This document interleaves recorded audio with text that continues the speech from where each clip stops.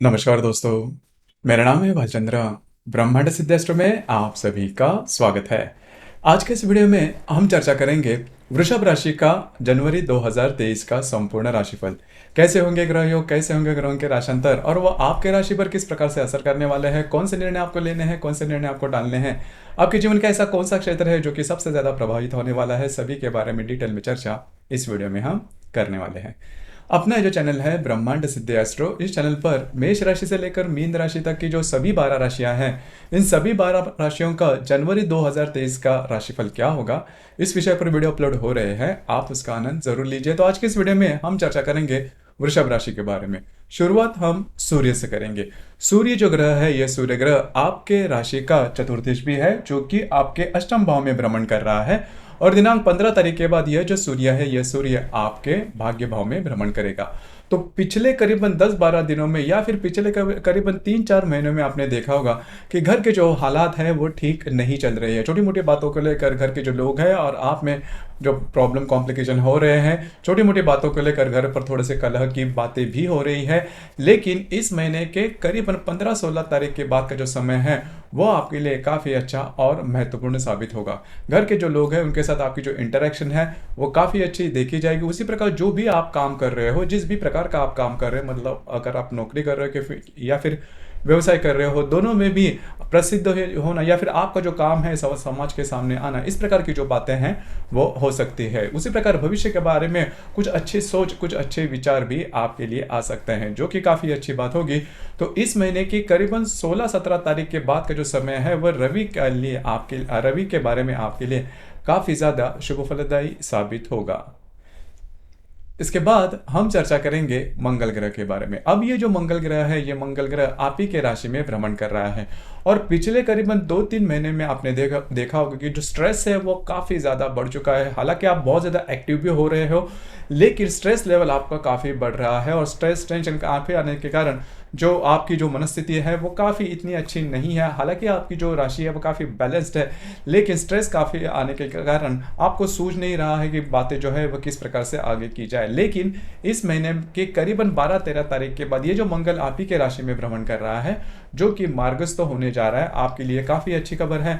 तो करीबन 15-16 तारीख के बाद का जो समय है वो आपके लिए जो भी स्ट्रेस टेंशन आपके लिए आया था वो काफ़ी मायनों में नॉर्मल होता हुआ नजर आएगा। सबसे महत्वपूर्ण बात, आपके जो वैवाहिक जोड़ीदार है उनके साथ करीबन पिछले 4-5 महीने में जो भी प्रॉब्लम कॉम्प्लिकेशंस हो रहे थे वो काफ़ी मायनों में नॉर्मल होते हुए नजर आएंगे। तो कुल मिला के देखा जाए तो ये जो मंगल का मार्गस्थ होना दिनांक 12 जनवरी के बाद आपके लिए काफ़ी ज़्यादा शुभ फलदायी साबित हो सकता है। उसी प्रकार आप काफ़ी ज़्यादा एक्टिव भी हो सकते हो। तो कुल मिला के देखा जाए तो ये जो मंगल का भ्रमण है वो आपके लिए 16-17 तारीख के बाद शुभ फलदायी साबित होने वाला है। आपके ट्रैवलिंग वगैरह भी काफ़ी ज़्यादा बन सकते हैं। इसके बाद हम चर्चा करेंगे बुध ग्रह के बारे में। अब ये जो बुध ग्रह है, ये बुध ग्रह आपका द्वितेश भी है, पंचमेश भी है, जो कि आपके अष्टम भाव में भ्रमण कर रहा है।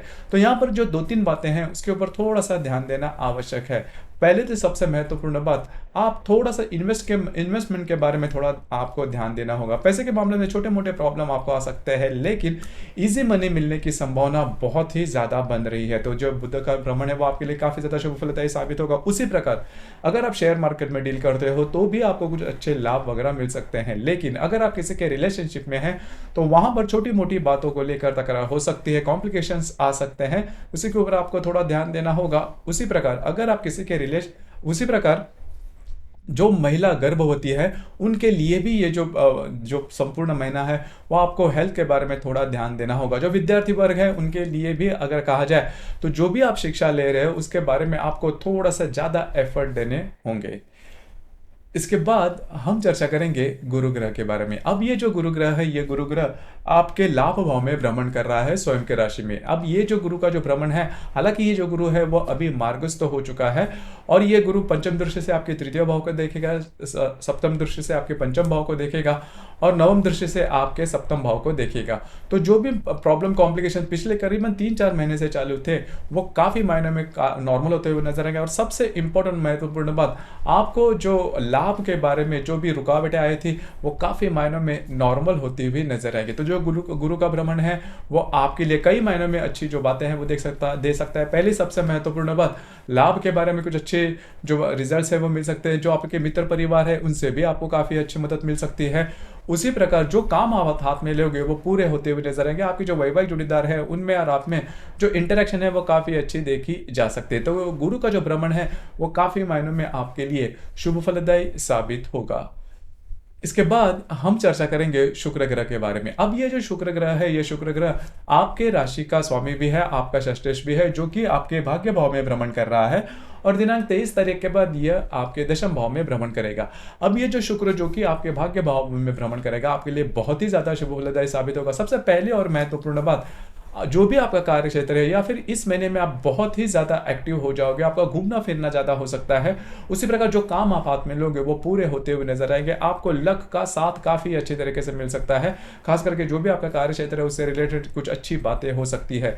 उसी प्रकार इस महीने में आपका घूमना फिरना, जिसे हम टेम्पल्स या फिर आध्यात्मिक धार्मिक जगहों पर जाना, इस प्रकार की जो बातें हैं वो हो सकती है। आपके मन में काफी अच्छे विचार आ सकते हैं, जिसके चलते जो बातें हैं वो आपके लिए काफी ज्यादा फेवरेबल भी साबित हो सकती है। तो कुल मिला के देखा जाए तो ये जो शुक्र का भ्रमण है वो आपके लिए काफी ज्यादा शुभ फलदायी साबित होगा। इसके बाद हम चर्चा करेंगे शनि ग्रह के बारे में। अब ये जो शनि ग्रह है, ये शनि ग्रह आपके राशि का सबसे ज्यादा महत्वपूर्ण और राजयोग कारक ग्रह है, क्योंकि ये आपका भाग्येश भी है, दशमेश भी है, जो कि आपके भाग्य भाव में भ्रमण कर रहा है। और इस महीने के मतलब करीबन जनवरी के 18 तारीख के बाद ये जो शनि है, ये शनि आपके दशम भाव में स्वयं के राशि में भ्रमण करेगा। तो इसके बहुत ही अच्छे परिणाम आपको मिलते हुए नजर आएंगे। पिछले करीबन 2-2.5 साल में आपने देखा होगा कि आपने बहुत ज़्यादा मेहनत की है, आप बहुत ज़्यादा काम कर रहे हो, लेकिन इसके जो रिजल्ट्स है, एक्चुअल जो रिजल्ट्स है वो नहीं मिल रहे हैं।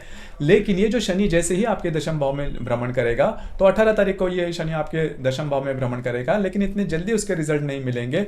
फरवरी से इसके जो रिजल्ट्स है वो मिलना शुरू हो जाएंगे और वो जो रिजल्ट्स है वो आपका जो भी कार्य क्षेत्र है उससे रिलेटेड काफी अच्छे हो जाएंगे। मतलब इसके पहले जो भी आपने कार्य क्षेत्र के बारे में अनुमान लगाया था, जो भी आपने शेड्यूल किया था, जो भी योजनाओं पर आप काम कर रहे थे, वो प्रत्यक्ष रूप में फरवरी के महीने से आपको इसके जो रिजल्ट्स है वो मिलना शुरू हो जाएंगे। लेकिन ये जो शनि का भ्रमण आपके दशम भाव में होगा दिनांक 18 जनवरी के बाद, वो काफी मायनों में आपके लिए शुभ फलदायी साबित होगा। और उसके बाद की जो स्थिति है, हालांकि इसके संदर्भ में हम स्वतंत्र रूप से हर एक राशि के बारे में वीडियो अपलोड करेंगे, उसके बारे में काफी ज्यादा डिटेल में कहा जाएगा। लेकिन आपके राशि के लिए अगर देखा जाए तो ये जो शनि का भ्रमण आपके दशम भाव में स्वयं के राशि में भ्रमण करेगा, वो आपके लिए काफी ज्यादा शुभ फलदायी साबित होगा। और वैसे भी देखा जाए तो शनि जो ग्रह है वो आपके राशि के लिए सबसे ज्यादा महत्वपूर्ण ग्रह कहलाता है। इसके बाद हम चर्चा करेंगे राहु और केतु के बारे में। अब ये जो राहु है वो आपके व्यय भाव में भ्रमण कर रहा है, जो केतु है जो कि आपके षष्ठ भाव में भ्रमण कर रहा है। हालांकि राहु और केतु के साथ किसी अन्य ग्रहों के महत्वपूर्ण किसी भी प्रकार के ग्रह योग न होने के कारण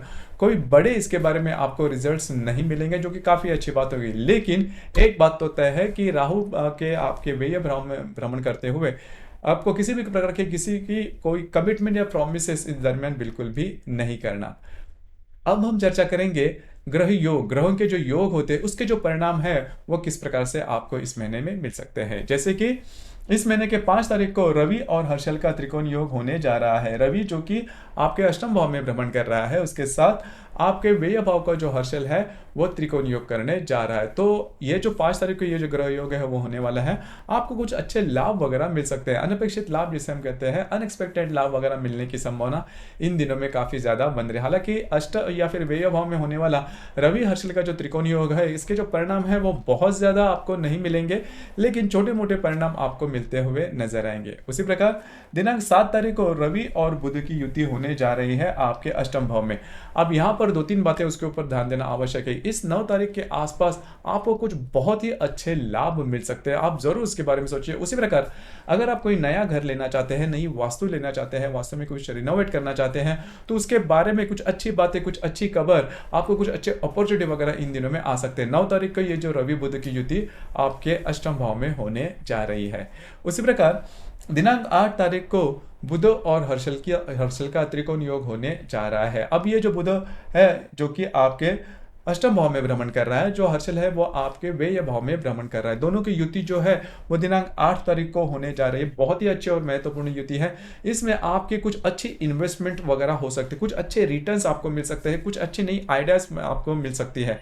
देखिए, पैसे जो अर्न करने के जो स्रोत है उसके बारे में आप काफ़ी ज़्यादा सोच रहे थे, उसके संदर्भ में कुछ अच्छी बातें, कुछ अच्छी न्यूज़ खबर आपको मिल सकती है, या फिर ऐसे कुछ स्रोत जो है पैसे अर्न करने के बारे में ज़रूर उस पर काम कीजिए, क्योंकि आगे जाके वो आपके लिए काफ़ी ज़्यादा महत्वपूर्ण और हेल्पफुल साबित होंगे।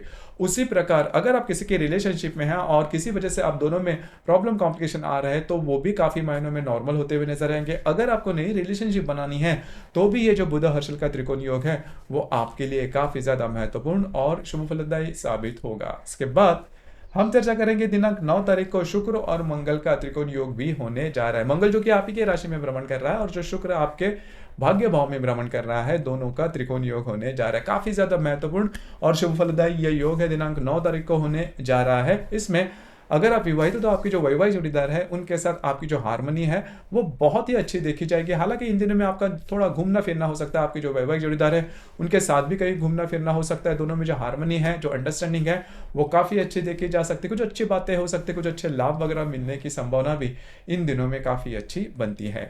उसी प्रकार दिनांक 14 तारीख को शुक्र और हर्षल का केंद्र योग होने जा रहा है। शुक्र जो कि आपके भाग्य भाव में भ्रमण करेगा, उसके साथ आपके व्यय भाव का जो हर्षल है वो केंद्र योग करने जा रहा है। स्वास्थ्य के बारे में थोड़ा ध्यान देना आवश्यक है। स्वास्थ्य के बारे में छोटी मोटी बातें प्रॉब्लम हो सकते हैं। उसी प्रकार इन दिनों में मतलब यह जो योग है दिनांक 14 तारीख को होने जा रहा है, तो इन दिनों के आसपास किसी भी प्रकार के महत्वपूर्ण निर्णय नहीं लेना। आपके जो अंदाज है वो चूकने की संभावना काफी ज्यादा बनती है।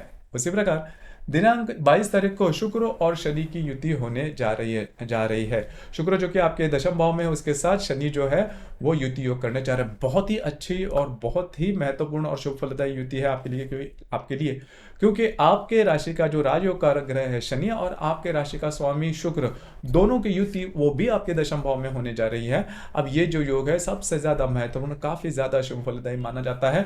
जो भी आपका कार्य क्षेत्र है उससे रिलेटेड कंपलसरी कुछ ना कुछ अच्छे अनुभव आपको मिल सकते हैं। मतलब जो भी आपने अनुभव, खास करके जो व्यक्ति जॉबलेस है, जिनको जॉब नहीं मिल रही, इन दिनों में जॉब वगैरह मिलने की संभावना काफी अच्छी बन रही है। उसी प्रकार अगर आपने आपका जो भी करियर है उसके बारे में कुछ बड़ा सोचा या फिर आपके मन में किसी भी प्रकार के विचार है, तो उससे रिलेटेड कुछ अच्छी बातें आपके लिए, कुछ अच्छी खबर वगैरह मिल सकती है। तो ये जो शुक्र शनि की जो युति आपके दशम भाव में होने जा रही है दिनांक 22 तारीख को, वो आपके लिए काफी ज्यादा शुभ फलदायी साबित होगी। उसी प्रकार इस महीने की जो पूर्णिमा है वो मिथुन राशि में दिनांक 6 तारीख को होने जा रही है और जो अमावस्या है वह धनु राशि में दिनांक 21 तारीख को होने जा रही है। तो पूर्णिमा और अमावस्या के दिन किसी भी प्रकार के महत्वपूर्ण निर्णय नहीं लेना, क्योंकि हम जो होते हैं वो इन दिनों में काफी ज्यादा इमोशनल हो जाते हैं, और जब भी हम कभी इमोशनल हो जाते हैं तो जो निर्णय हम लेते हैं वो चूकने की संभावना काफी ज्यादा बनती है। तो इस वजह से इन दिनों में किसी भी प्रकार के महत्वपूर्ण निर्णय बिल्कुल भी नहीं लेना। उसी प्रकार पूर्ण रूप से अगर देखा जाए तो ये जो जनवरी 2023 का जो फल है वृषभ राशि के लिए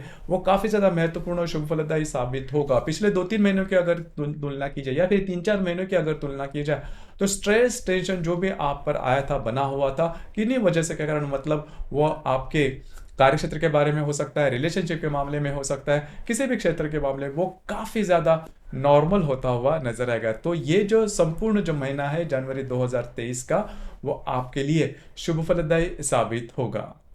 तो दोस्तों ये था वृषभ राशि का जनवरी 2023 का संपूर्ण राशिफल। आपको ये राशिफल कैसे लगा, आपने किस प्रकार से अनुभव किया, नीचे कमेंट बॉक्स में जरूर कमेंट करना, और अपना जो चैनल है ब्रह्मांड सिद्धि एस्ट्रो, इसे भी लाइक शेयर और सब्सक्राइब जरूर करें।